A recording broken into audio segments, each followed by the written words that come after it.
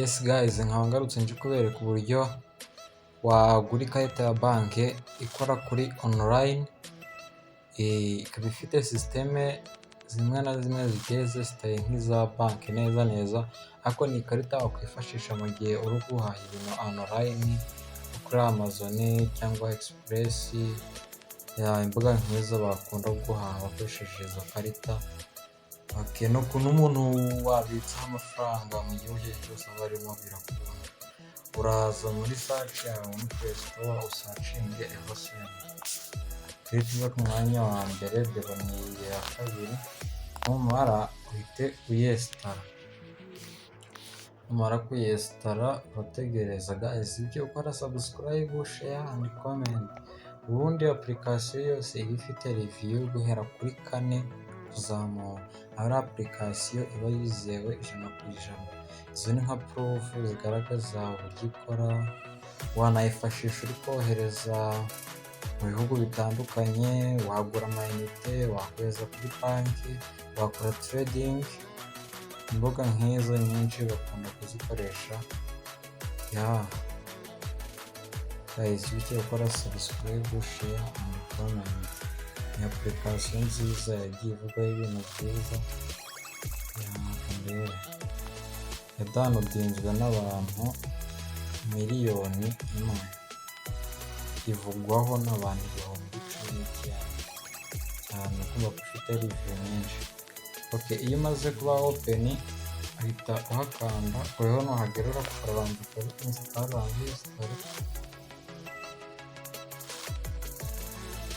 uhita utegereza tubanze twinjire muri application.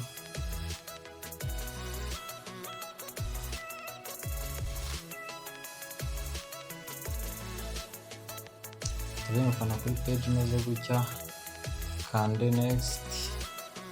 Mbere na mbere kubanza ukanda next, kugira ngo send money fast.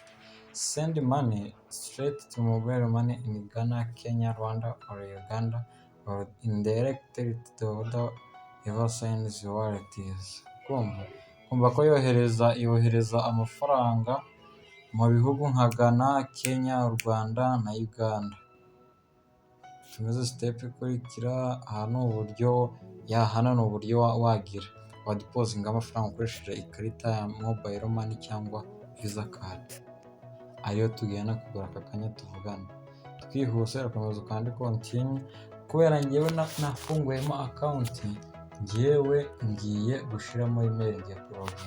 Umuntu ukeneye gufungura account nshyashya, muze kubyandika muri comment. Nimbona birenze nk'abantu 3 babikwisaba, ndahita mbakorera video mbere ku buryo mwafunguramo account. Tuyifitemo dukomeze.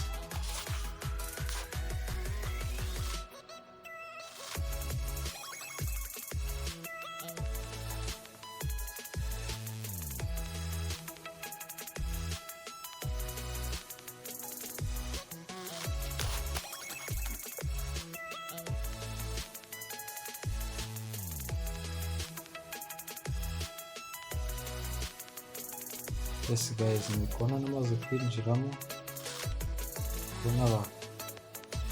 Yes guys, ngewe maze kwinjira muri account. Noneho ubu ngiye kudeposinga amafaranga, noneho tugura ikarita.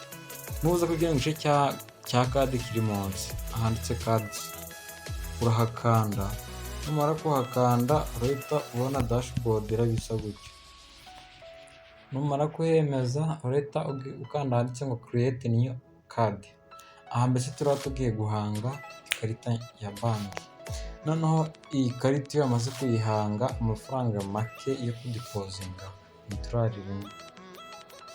Noneho harimo amategeko n'amabwiriza menshi. Nukanda accept, barakubwira ati ngo $3 one time payment, ngo aya $3 wishyuye. Iyo uguze iriya karita wishyuye $3, uba wishyuye rimwe, ntabwo uzongera kwishyura. Aho munsi handitse $1 month fee. Hano bavuze ati nugura ikarita $1 rimwe, buri kwezi uzajya usora pay small $1 fee each month for ongoing card management, urukumva ko ngo buri kwezi uzajya ukatwa $1 ya noneho twebwe natwe tugiye kugura iyi $1 kugira ngo ibereke n'ubutaha niwajya no kunyishyura nzabereka uburyo bikorwa. Turasubira inyuma tujye kudipozinga guys, nitugaruka inyuma tugahita tudipozinga tuyavana mu Mobile Money tuyashyira hano kugira ngo tubone uko dukora iriya kadi. Urakanda hariya hanze hose, noneho hano izi ni nimero nkoresha muri kudipozinga, ndahitamo iya kabiri, noneho hano hejuru wandikamo amafaranga ugiye kuvana kuri Mobile Money. Tugiye kuvanaho 310. Nimara kubigira ndahitamo neza continue. Rero dutegereza aka notification kajya gahita kaza muri screen ukwemezaho yuko urabona ngaka kaje, utamezamo pin yawe bihita genda.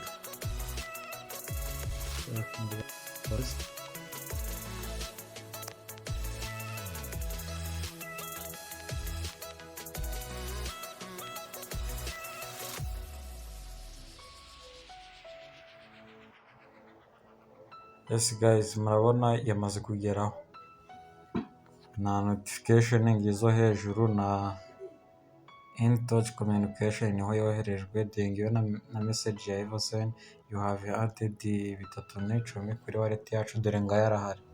Hano turi ikintu tugiye gukora, tugahita tugenda tuyakomvatinga mu $, uhita ukanda kuri kano gafurishi utambike hirya.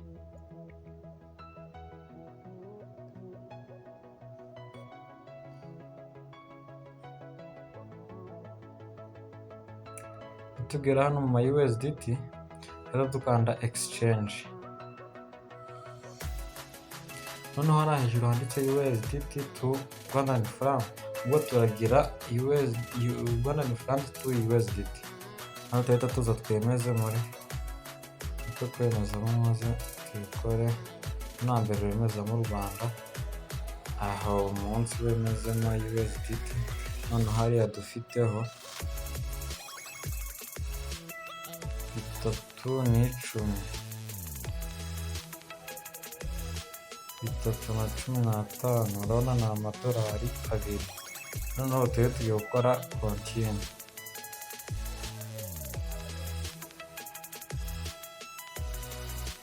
Yes, urabona ko batubwiye successful ko byakunze,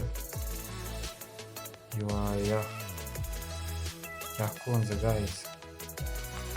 Noneho tugiye kugaruka inyuma, hano shadow notification Eversend yuko dukompatinze 3 mu $. Okay, noneho tugiye tuza ku gice cya kadi, hano twemeze kuri kadi. Guys, numara kwemeza kuri kadi urahita ubona binganye kuri iyo page create new card, naho hakirike ukande kuri accept. Tugiye gukora tuza turagura iyi $1, urahita wemeza ku $1, noneho twebwe duhitemo ibara ry'ikarita dushaka. Iyi nahise niburuka mpitemo y'umukara niyo nziza. Nitumara guhitamo iy'umukara, nawe biraterwa ibara ushaka, uhitemo ibyo ushaka. Uhita nkanda continue, noneho hano hejuru ndahita nandikamo $1. Noneho ririya rinini riraba risigayeho ni ibyo bagiye gucaginga, uhita ukanda continue, uhita ushyiramo password yawe ukoresha, dutegereza ko bagusubiza.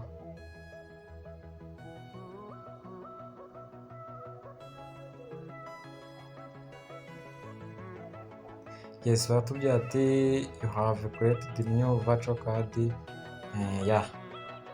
Ikarita yacu turayishoje.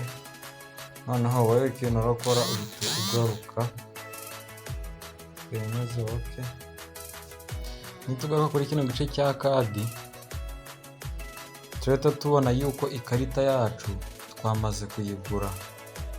Yes guys, dore ikarita yacu ngiyi hano. Urabona yuko rya dolari rimwe n'ubundi rigarutseho.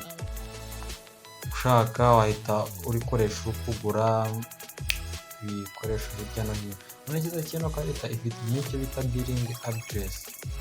Billing address dore ngiyo ni New York, postal code country niyo. Noneho ukeneye kureba iyi karita yose ntabwo nayibereka gutya kuri kamera, tuzahure ubutaha. Kandi abakeneye ko mbafungurira video ndi kubereka uburyo wakiriya account, nkabyandika muri comment, nimbona muri benshi ndetse n'abakorera. Ciao ciao.